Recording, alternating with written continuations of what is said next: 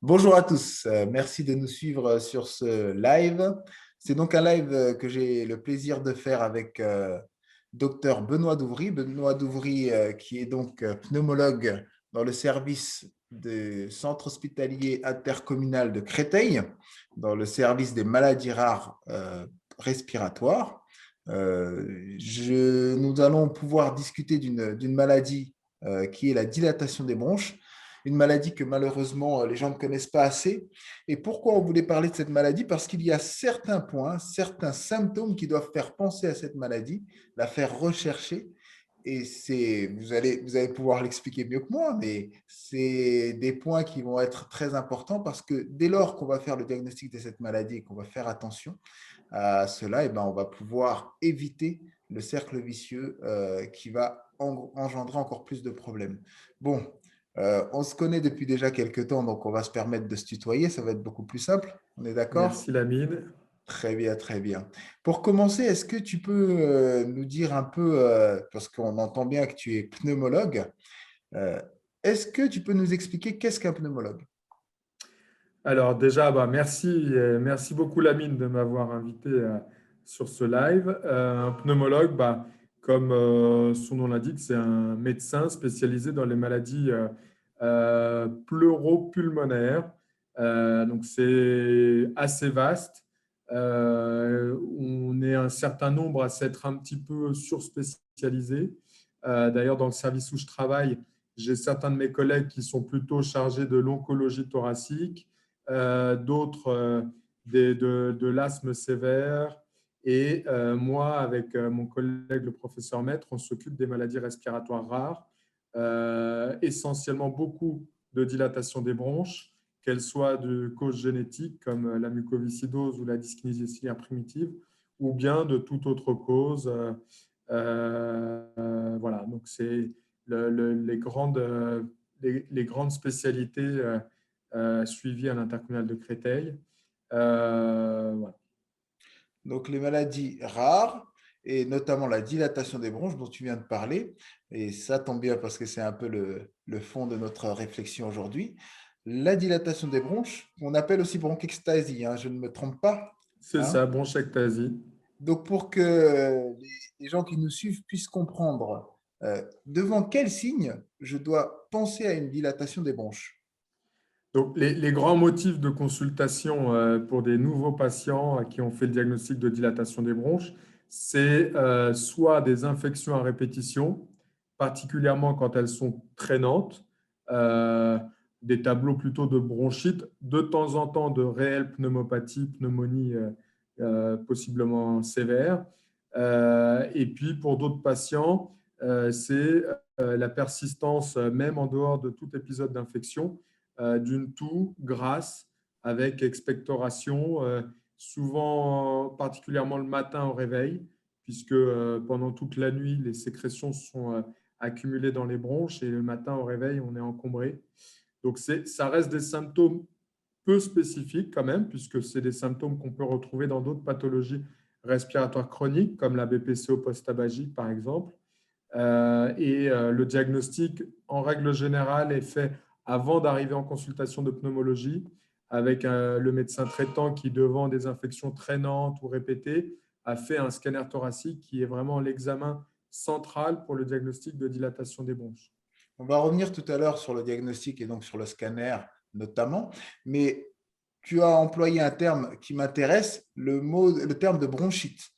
Assez souvent, les gens commencent à tousser et disent: Ah, ben, j'ai la bronchite. Est-ce que tu peux expliciter un peu ce qu'est une bronchite?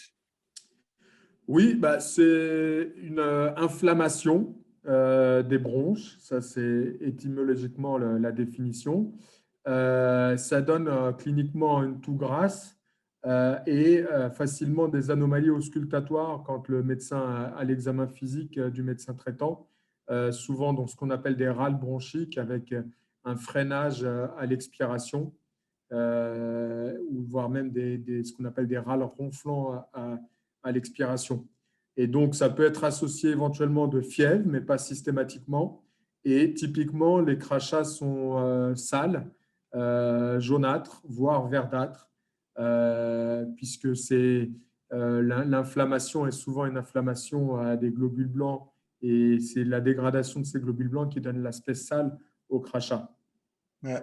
Et là, c'est intéressant que tu parles des crachats. Alors, c'est sûr que c'est pas très joli d'en parler, mais là, pour le coup, c'est très important parce que une des raisons pour laquelle on s'était intéressé à la dilatation des bronches, c'est justement parce qu'il y a des gens qui semblaient être en bonne santé, parfois même ne fumaient pas, et qui venaient parler de symptômes qui étaient les suivants. Bah, j'ai des fois du mal à respirer, j'ai l'impression en plus de perdre mon air, et j'ai souvent des crachats un peu sales.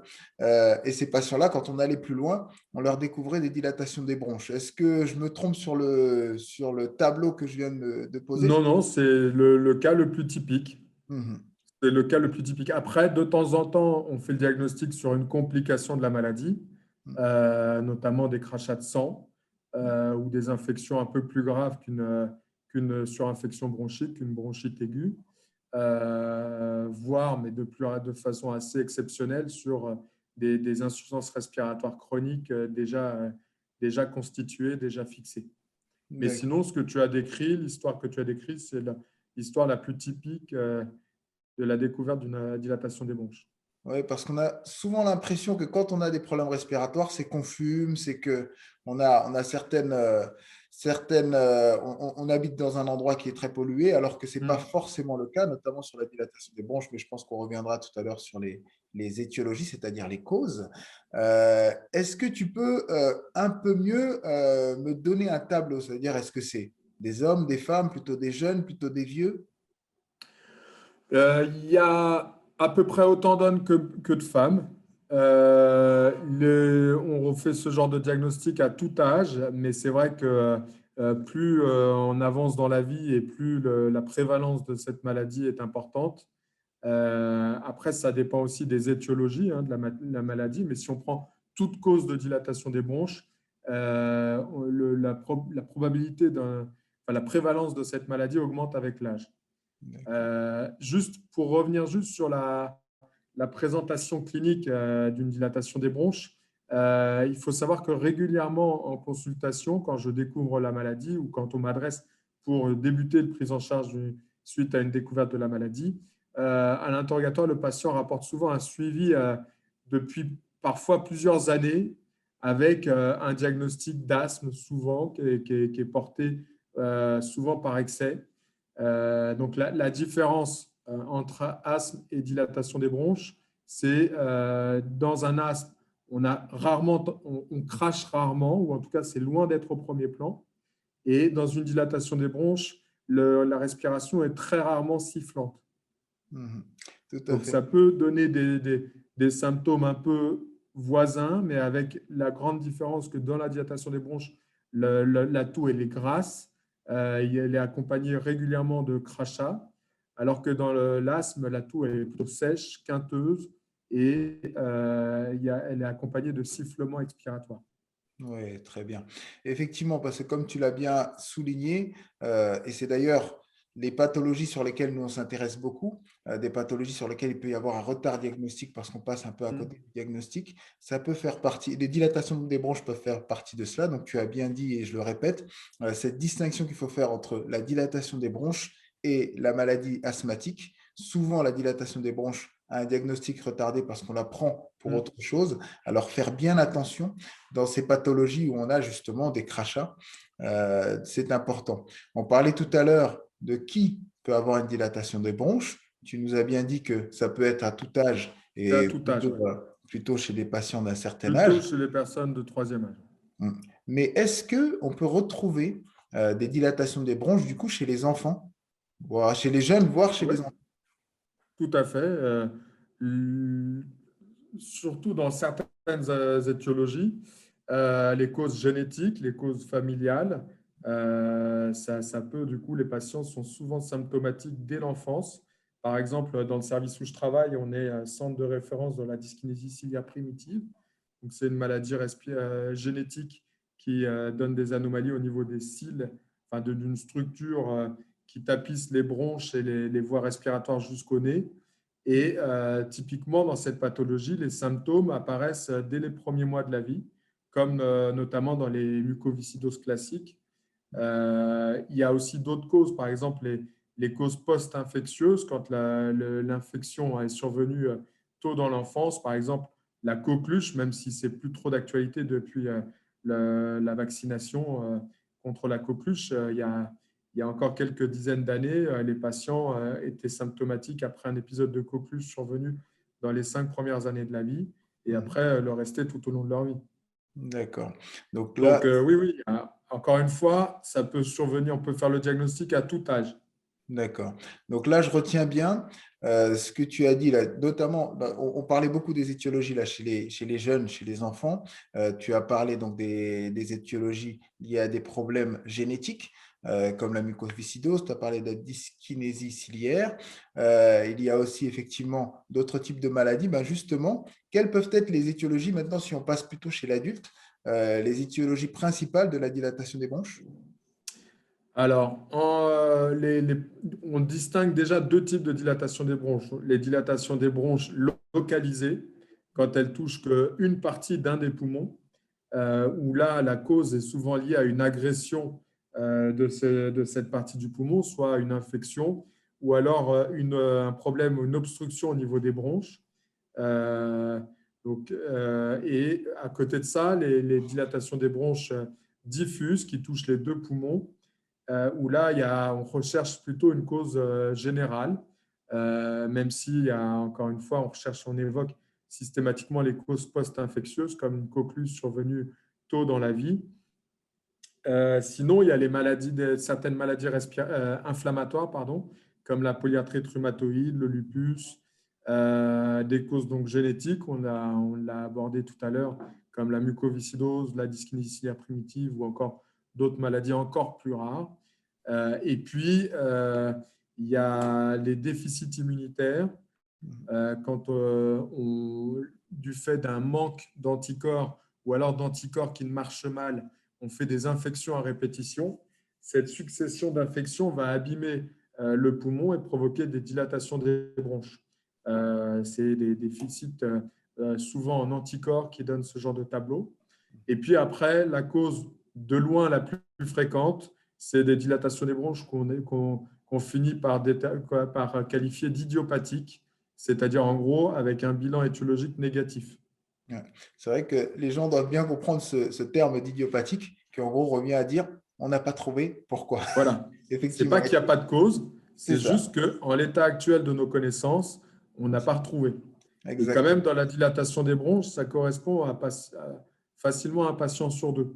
Ah oui, donc c'est beaucoup sur cette pathologie-là en l'occurrence. Tu as donné beaucoup de causes, hein, les infections, les inflammations, les maladies génétiques dont on a parlé tout à l'heure. Et quid du tabac?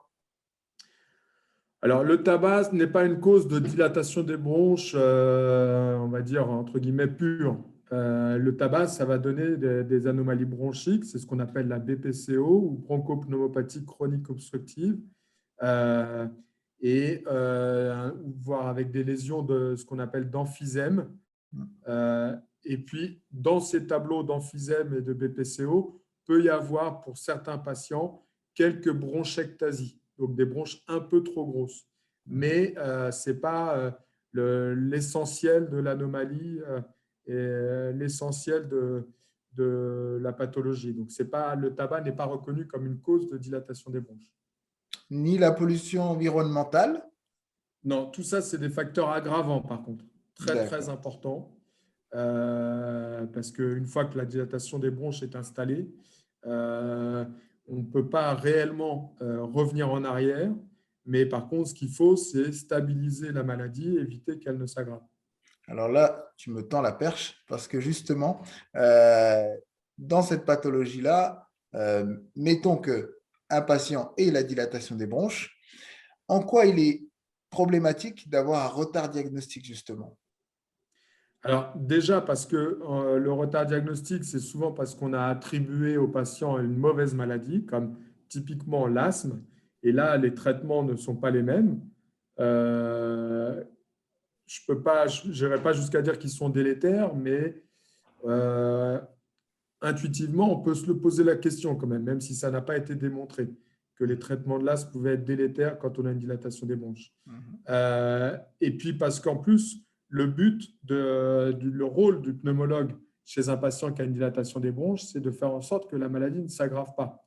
Donc, il vaut mieux stabiliser une maladie à un moment où les lésions sont minimes et le retentissement sur la vie de tous les jours, il est faible, plutôt que de la stabiliser quand les patients ont un gros handicap respiratoire, voire une insuffisance respiratoire chronique qui justifie de l'oxygène au long cours. Je comprends. Et en Et plus, il y a toujours un risque de complications aiguës et des complications aiguës possiblement très graves comme l'hémoptysie, le fait d'émettre, enfin de saigner des poumons.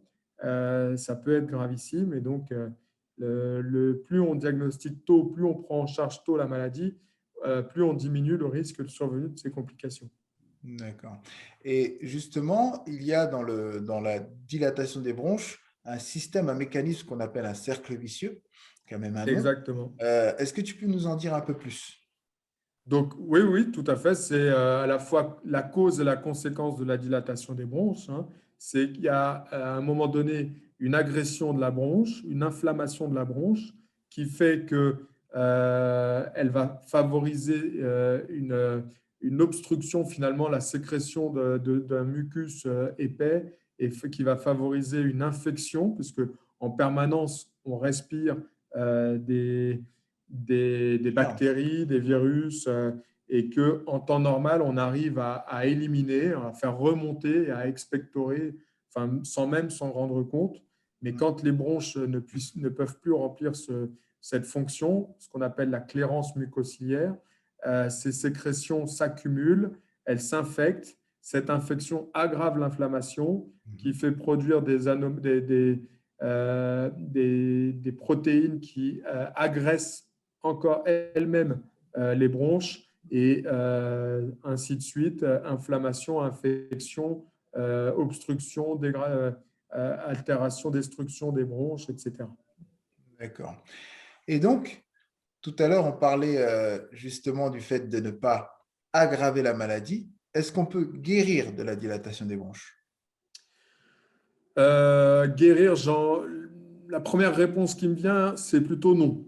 Il y a un cas particulier qui est la dilatation des bronches localisée Mhm. sur une petite région d'un poumon et symptomatique, éventuellement avec des complications potentiellement graves, comme de nouveau le saignement, où on peut être amené à proposer une chirurgie, Mhm. enlever la partie malade.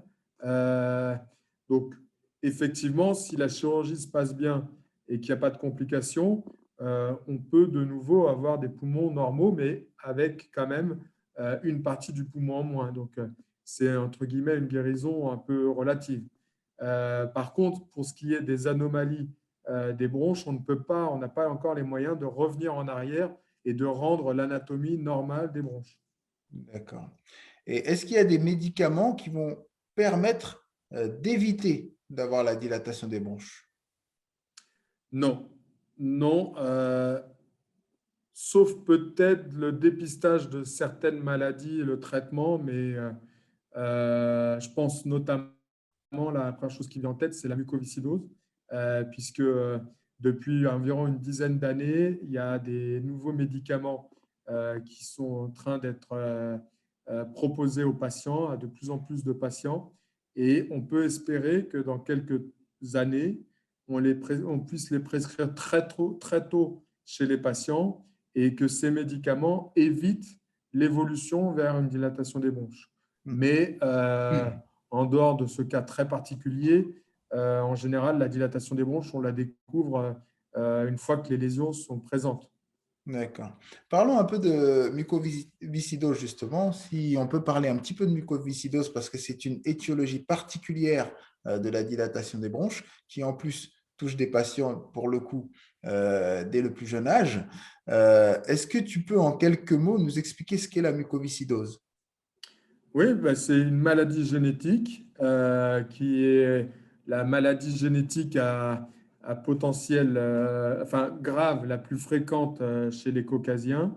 Et donc, l'anomalie génétique va altérer une protéine qui s'appelle le CFTR et qui est présente dans beaucoup, beaucoup d'organes, notamment au niveau des bronches et des voies aériennes supérieures comme le nez et la gorge.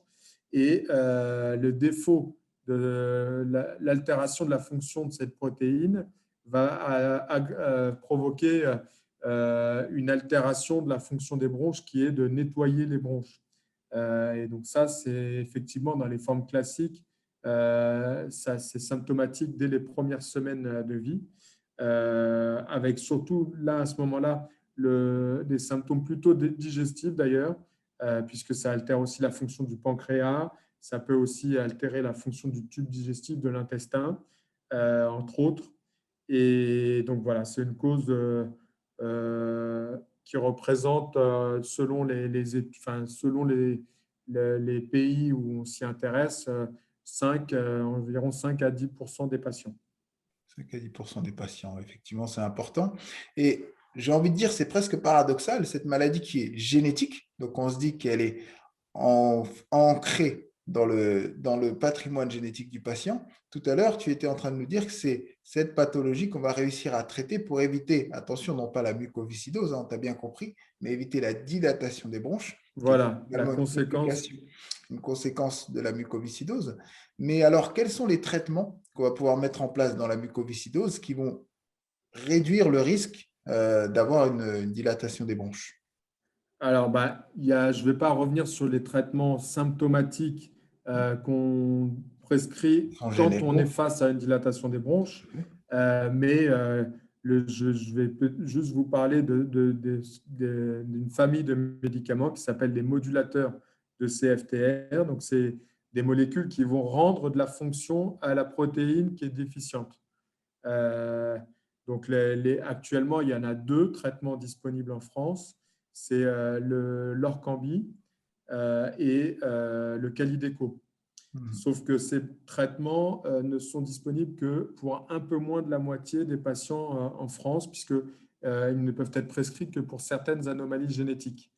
Là, normalement, dans les prochains mois, on devrait avoir un nouveau traitement qui, en plus d'être particulièrement efficace, possiblement même le plus efficace de ceux qui sont disponibles pour le moment, et on va pouvoir le prescrire jusqu'à 80 à 85% des patients qui sont suivis pour mucoviscidose. Comment ça C'est le s'appelle? Kaftrio. Le Castrio. D'accord, très bien. Et justement, puisqu'on est dans des maladies génétiques, on a envie de se dire, pourquoi pas transformer le gène qui pose problème. Donc, Ça, on aimerait bien. ça nous emmène à ce qu'on appelle la thérapie génique. Est-ce que la thérapie génique, aujourd'hui, au jour où on fait cette discussion en Pas dans la 2021, mucoviscidose. marche? Voilà, très bien. Pas dans la mucoviscidose. Et Alors, je j'en ne suis trouve. pas un spécialiste de ce genre de traitements qui sont encore, pour le moment, que de l'ordre de la recherche fondamentale même, hein. Il y a eu quand même dernièrement des grandes avancées pour la thérapie génique en général, avec les nouvelles techniques CRISPR-Cas9. Mais dans la mucoviscidose, on ne sait pas comment. Le problème, c'est le vecteur, c'est comment amener les outils qui vont modifier l'ADN des patients. Mhm. D'accord, j'ai bien compris. Et bon, là, je sors un peu de ton domaine de compétences, mais pour avoir ton avis dessus, puisque c'est un peu dans l'actualité, on parle beaucoup de vaccins à ARN messager actuellement dans le cadre de la COVID, du traitement de la COVID, et certains commencent à penser que ces vaccins à ARN messager pourraient aller plus loin, même dans le cadre de la thérapie génique. Est-ce que ça a déjà été testé? Encore une fois, on est dans le cadre du fondamental. Est-ce que ça a été testé justement sur des maladies Dans la respiratoires, mucoviscidose, oui, il y notamment? a des essais en cours, des essais de phase 1, c'est-à-dire en gros phase 1 et phase 2, donc c'est sur un tout petit nombre de patients. Alors, je ne parlerai pas de thérapie génique avec les traitements ARN messagers, puisque notamment, j'en profite pour le dire, c'est que notamment les vaccins ARN messagers ne modifient pas le patrimoine génétique des patients. Ça, c'est important parce qu'il y a aussi pas mal de fantasmes autour de ça. Donc, on ne peut pas parler de thérapie génique dans le sens où le patrimoine génétique des patients n'est pas modifié. Par contre, l'ARN messager, il a déjà été testé notamment par l'intermédiaire d'aérosols et les molécules d'ARN permettent de transformer en protéines efficaces, puisque l'ARN n'est pas muté, c'est de l'ARN messager de protéines efficaces. Et ça a été testé en aérosol dans la mucoviscidose. Et ça pourrait être une piste de traitement intéressante. Tout à fait. Et c'est très important que tu soulignes ça et on va le redire. De toute manière, on avait prévu bientôt, j'espère, une discussion autour de ça, des vaccins, et notamment des vaccins ARN messagers. L'objectif, si on fait une vaccination ARN messager, même avec l'objectif de pouvoir traiter une maladie comme la mucoviscidose, ce n'est pas, attention, non pas de transformer l'ADN du patient, mais plutôt d'apporter une petite clé qui va permettre de produire la protéine qui est manquante ou Exactement. qui marche mal, effectivement. Ce qui veut dire que c'est un traitement qu'on ne pourra pas administrer une fois et après, on est guéri. Tout C'est à un fait. traitement qui devra être administré régulièrement pour que l'effet persiste, puisque le patrimoine génétique n'est pas modifié complètement. Tout à fait. Alors, on a parlé des étiologies, donc des causes de cette dilatation des bronches. On a parlé bien sûr de ces signes. On a parlé de pourquoi il est important de la traiter. Il y a un point qui est très important, et tu en as parlé d'ailleurs dès le début, c'est la notion de bronchite. La bronchite qui est donc cette inflammation ou cette infection des bronches. Est-ce que la bronchite, si je prends de façon générale, est-ce que tu peux nous expliquer ce qu'est la bronchite d'un point de vue de signe? Qu'est-ce qui va me faire penser à la bronchite? Bah, c'est une toux grasse et des crachats sales. Mhm. Rien que ça peut suffire avec, pour le médecin, des anomalies à l'auscultation pulmonaire. Après, ça peut y avoir en plus de la fièvre, mais elle n'est pas nécessaire pour dire qu'on est face à une bronchite aiguë. Il peut y avoir éventuellement des douleurs dans la poitrine, mais ça, c'est plutôt dans le cadre de pneumonie où ça touche vraiment le tissu pulmonaire. Mhm. D'accord. Et est-ce que la bronchite, elle est contagieuse? Ça dépend de la cause de la bronchite. Donc, si c'est une cause virale, oui. Si c'est une cause bactérienne, on va dire non, même si quand on est, enfin, c'est pas contagieux pour quelqu'un qui n'a pas de problème de santé. Mais Mhm. pour quelqu'un, si on évite, notamment bah, moi qui travaille dans un centre qui prend en charge des patients qui ont la mucoviscidose, on prend des précautions pour éviter que les bactéries d'un patient n'infectent les bronches d'un autre patient. Mhm. Donc, il y a un risque de transmission, mais uniquement entre patients ayant une dilatation des bronches. Donc, il y a plusieurs étiologies, plusieurs causes à la bronchite, hein. On a parlé des causes virales, on a parlé des causes bactériennes, on pourrait parler aussi des maladies inflammatoires. Et comment je peux guérir de la bronchite? De façon générale, bien évidemment. Donc, chez le patient qui a une dilatation des bronches ou n'importe quel Chez le patient? patient qui a une dilatation des bronches. Donc, la base du traitement, c'est le drainage des bronches. Donc, c'est la kinésithérapie respiratoire. Mhm. Éventuellement, avec certains traitements comme bronchodilatateurs pour faciliter ce drainage. Mhm. Et puis, quand l'infection est un peu plus importante, on peut être amené à prescrire des antibiotiques. D'accord. Donc après, les antibiotiques, ils varient en fonction des Tu as bactéries raison. qu'on retrouve dans les bronches. D'accord. Donc, on retrouve Et finalement. Oui. en cas de bronchite virale chez un patient qui n'a pas de dilatation des bronches, il faut juste prendre son mal en patience et attendre que ça passe. D'accord. Donc, on voit que le traitement, effectivement, comme on parle de la dilatation des bronches, le traitement de la bronchite dans le cadre de la dilatation des bronches, qui peut être facilement une bronchite bactérienne. D'ailleurs, une question, est-ce que on sait que d'un point de vue général, les bronchites sont très souvent virales. Est-ce que dans les dilatations des bronches, les bronchites ont des raisons un peu différentes? Est-ce qu'il y a beaucoup plus de bronchites bactériennes, par exemple? Oui, plus que parce que les patients qui ont une dilatation des bronches ont une susceptibilité accrue aux infections bactériennes. Mhm.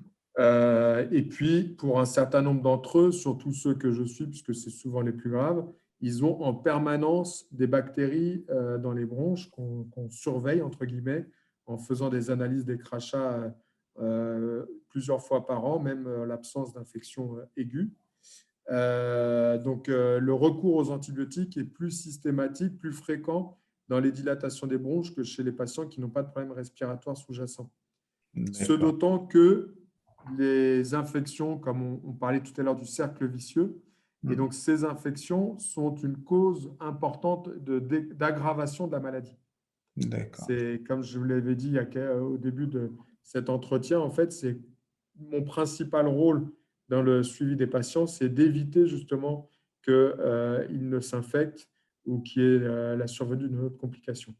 D'accord. Donc, si je retiens un peu les traitements d'une bronchite, notamment dans le cadre d'une dilatation des bronches, il y a un rôle très important du drainage et donc de la kinésithérapie, avec éventuellement des médicaments dits bronchodilatateurs qui vont essayer d'aider encore mieux ce drainage. On va rajouter en plus à cela éventuellement des antibiotiques si tant est que ce soit une cause bactérienne qui est recherchée.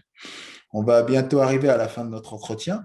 Il y a une chose qui nous intéresse beaucoup chez Dr Dallol, c'est essayer d'éviter de tomber malade, d'essayer de rester en bonne santé. Bien évidemment, sur toutes les causes de dilatation des bronches que tu nous as données, il y a des causes sur lesquelles on n'a pas vraiment la main. Quand c'est une maladie génétique comme la mucoviscidose, ben, on ne peut pas éviter d'avoir la mucoviscidose. Cela dit, il y a d'autres raisons qui sont des causes qui peut-être peuvent être évitées. Alors, je vais te poser deux questions, une sur la dilatation des bronches et une plus générale sur la bronchite. Euh, Comment faire si je veux tomber malade? Parce que pourquoi je pose cette question, c'est qu'éventuellement, quand on sait comment on fait pour tomber malade, on a des pistes pour éviter ces choses-là et essayer de rester en bonne santé. Donc, je répète ma question. Comment Bah, faire pour tomber malade de la dilatation des bronches? dans la dilatation des bronches, ce n'est pas facile de la provoquer.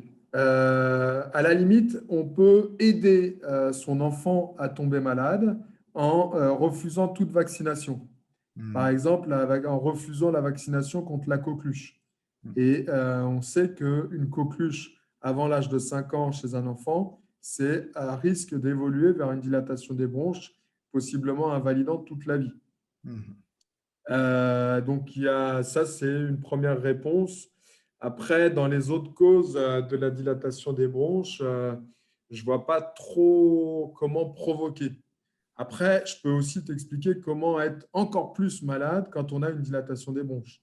Mais comment fait-on? Euh, donc, dans ces cas-là, je fume, puisque le tabac va aggraver l'inflammation des bronches, va favoriser la survenue d'infections pulmonaires, et donc tous ces phénomènes vont aggraver les anomalies au niveau des bronches. Euh, Quand il y a un pic de pollution, je décide de faire le seul jogging que je fais par an, à midi, au moment où le pic de pollution est le plus important. Et puis, je ne prends aucune précaution par rapport aux épidémies hivernales. Bon, là, on va sortir un peu du contexte de la COVID-19, mais pour des années normales, quand on a une dilatation des bronches, on conseille facilement aux patients d'éviter d'être en contact avec des gens qui, à l'évidence, ont un rhume ou une infection virale des voies aériennes, puisqu'il y a un risque de transmission avec les virus et qu'en cas d'infection virale, c'est hautement pourvoyeur d'infections bactériennes dans les dilatations des bronches, puisque ça aggrave l'inflammation, ça aggrave les sécrétions et ça facilite la pullulation bactérienne dans les bronches, quoi. D'accord, très bien. Et puis, je ne fais pas de kiné, je ne fais pas de sport. Euh, et là, la maladie peut évoluer assez rapidement. D'accord, bien noté. Et maintenant, je te pose cette dernière question. Comment faire pour tomber malade d'une bronchite aiguë? Bah, là, les causes habituelles de bronchite aiguë en dehors de la dilatation des bronches, c'est les causes virales. Donc là, si je croise quelqu'un qui a le nez qui coule, je l'embrasse sans aucune retenue. Je discute avec lui face à face. Enfin, en gros, je n'utilise aucune mesure barrière, quoi. D'accord, parfait. Bah, écoute, merci beaucoup pour ce temps que tu nous as consacré pour la plateforme Dr Dalel sur Avec cette plaisir, question Lamine. très importante qui était de la dilatation des bronches. J'espère que les gens qui vont suivre cette discussion vont pouvoir en connaître encore plus. Je rappelle des points très importants que tu nous as dit. La dilatation des bronches, c'est une maladie qui a souvent un retard diagnostique parce qu'elle peut être prise pour une autre maladie. Et ce retard diagnostique peut avoir des conséquences puisque plus vite il est diagnostiqué et plus vite il est pris en charge, ce problème de santé peut être en tout cas ralenti sur sa progression. Mhm. Ensuite, il peut y avoir différentes causes et de fait, il peut y avoir des cas chez les plus jeunes, même chez les enfants, comme des cas chez des patients beaucoup plus âgés.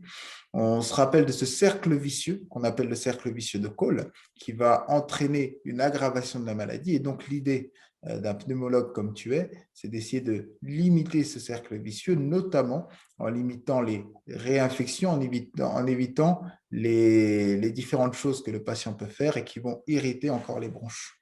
Voilà un petit Exactement. peu. Bien, merci beaucoup de ce temps que tu nous as consacré.